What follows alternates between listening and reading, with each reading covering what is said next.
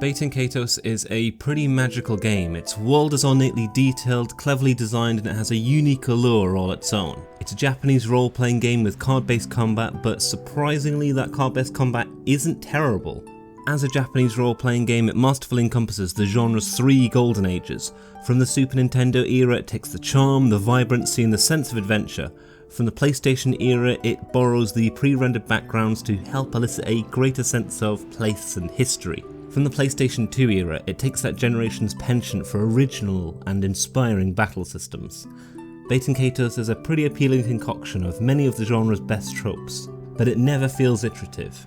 Baten Kaitos is distinctive and unforgettable, and yet the game has been forgotten, even though the music is composed by Motoi Sakuraba of Dark Souls and Tales of fame, and it's developed by Monolith Soft, who would later go on to make the Xenoblade Chronicles games.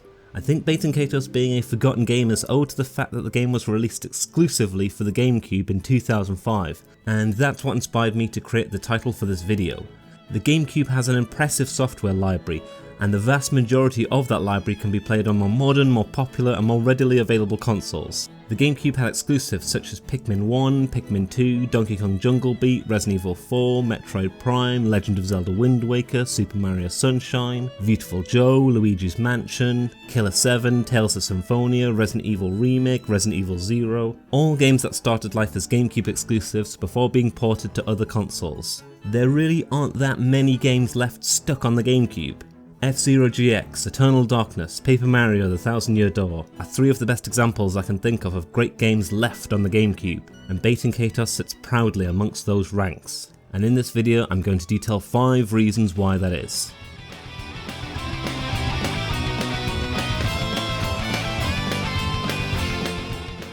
Point 1. The voice acting. Okay, so I bought Baten Kaitos back in 2010, but it wasn't until 2021 that I actually sat down and played it. The main reason it took me so long to finally invest time in the game is because of the voice acting. Here, take a listen. My name is Larry Kush. What a breathtaking sight! Grandma got real sick. How refreshing. Yeah, not good. You can turn the voices off in cutscenes, but I've kind of learnt to love them. I am used to games from this era having shoddy voice acting or less than stellar translation, but Baten Kaitos is this regrettable owner of this cursed trifecta of bad voice acting, mediocre translation, and the recordings themselves just sounding horribly tinny and echoey and washed out. And no one's really sure why that is. It's odd too because Baten Kaitos is co-developed by Tricrescendo. This is their debut game as a company after spending 5 years doing sound programming for other video games. It makes it doubly perplexing as to why the voice acting is so bad in cutscenes. Thankfully they are much better in battles. Here, take a listen. Fire first! Fire first! Fire first! You're pretty ugly, you know that? Yes, the same handful of voice clips are recycled ad nauseum, but at least they're clear. So yeah, bad voice acting might be an odd choice to start this list off with. Looking at reviews from the game's initial release, the voice acting is consistently brought up as a negative, but in the greater context of the game, this terribleness is really endearing. That's because, number 2, the camp. Baten Kaitos is camp. Visually it shares a lot with the PlayStation's Chrono Cross from 1999, and that makes sense, both games share the same director, but what sets the two games apart is the fact that Baten Kaitos was given this big fat injection of camp. The colours are bright and garish, the costumes are loud and eccentric, the fancy locales bring to mind camp hallmarks like the Wizard of Oz. There are these freaking awesome character portraits, of which there are over 100 of, and even minor characters get 2 or 3 different variants. So as you can see, the stilted and amateurish voice acting fits in perfectly with the game's aesthetics. Another thing that adds to the camp factor is just how straight the game plays it. We've all played Japanese games or role-playing games that have a very deliberate sense of camp or fun, with comic relief characters, cute sidekicks, lots of puns, romantic misunderstandings, lots of light entertainment B-plot stuff to help offset the typical self-serious save-the-world A-plot. But Baten Kaitos very rarely engages in a sort of deliberate light entertainment. There's a sprinkling of comedic moments here and there, but on the whole, Baten Kaitos is serious business. The plot is serious, your party members are serious, the villains are serious, you spend most of your time talking to stuck-up monarchs. There's very little intended humour, and that makes all the additional instances of unintended camp that much more rewarding and engaging. As the last word on camp, check out this battle theme for recurring villain Giacomo. He's super serious, and so of course his battle theme is inspired by 90s European dance music.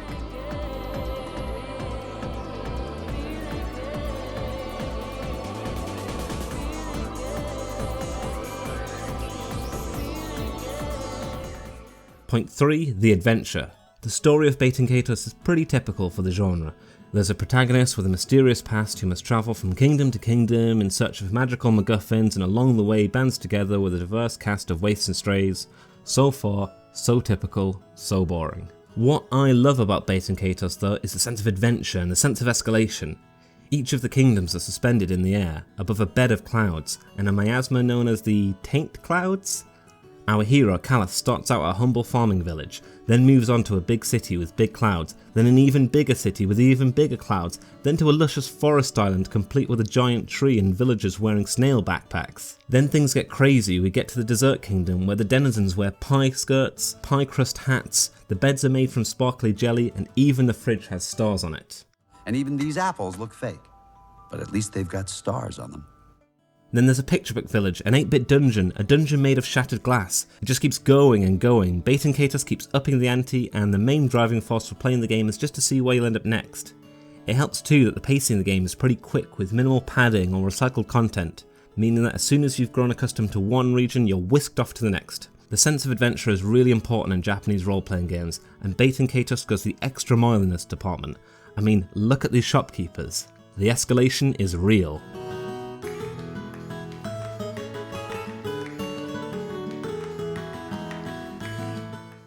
Point 4. The battle systems. Wow, so I've got this far in the video without mentioning the battle systems? Okay, lesson time. Each character has their own deck that you must customize and keep up to date. Battles are turn-based. On your offensive turn you must string together cards to create a combo, and in the enemy's turn you use defensive cards to block incoming damage. The art of deck building comes from creating a deck that has a healthy balance of offensive cards, defensive cards, healing cards, and other miscellaneous cards.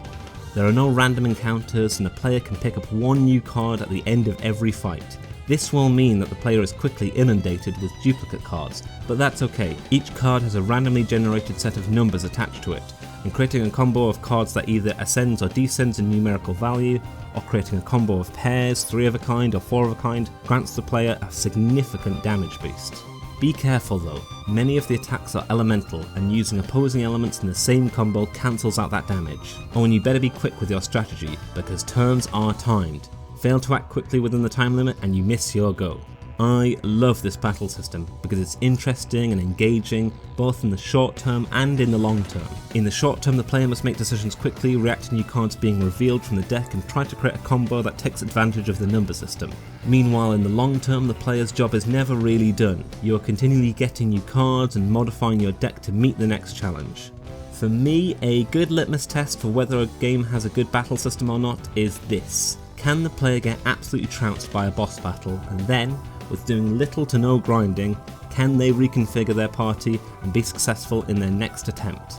I had this exact experience several times in Baten Kaitos, of losing horribly, rethinking my strategy, and then turning the tides of battle, and I cherished it every time. Though I will admit there is a little too much time spent in the menus rejigging your deck, and I hate the fact that certain cards age and get worse over time. Oh, and in general the battles feel a touch too slow, especially during the easier encounters. It's something to do with the fact that basic enemies have just a little too much health, and battle animations take just a little too long to play out. Though this is alleviated somewhat by the fact that the game never demands you grind for levels or items, and you typically only have a small number of encounters per dungeon. Point 5. The opening cinematic. Yep, I am ending this video at the very beginning of the game. The opening cinematic, a lost art form of video games. For me, Baten Kaitos has a god tier opening cinematic. It's thrilling, it's campy, it's full of plot spoilers, and it probably cost the developers half their budget. But you know what? Who cares? Anyway, I hope you've enjoyed this video. It's been really fun to make. If you fancy playing Baten Kaitos, a physical copy is pretty expensive, but it can easily be emulated using the Dolphin emulator. Will this game or the sequel Baten Kaitos Origins ever get a PC release or release in your consoles? It looks doubtful, especially because the game did not sell very well in the first instance and the voice acting would probably need to be addressed. Thank you very much for watching, and I hope to see you again soon.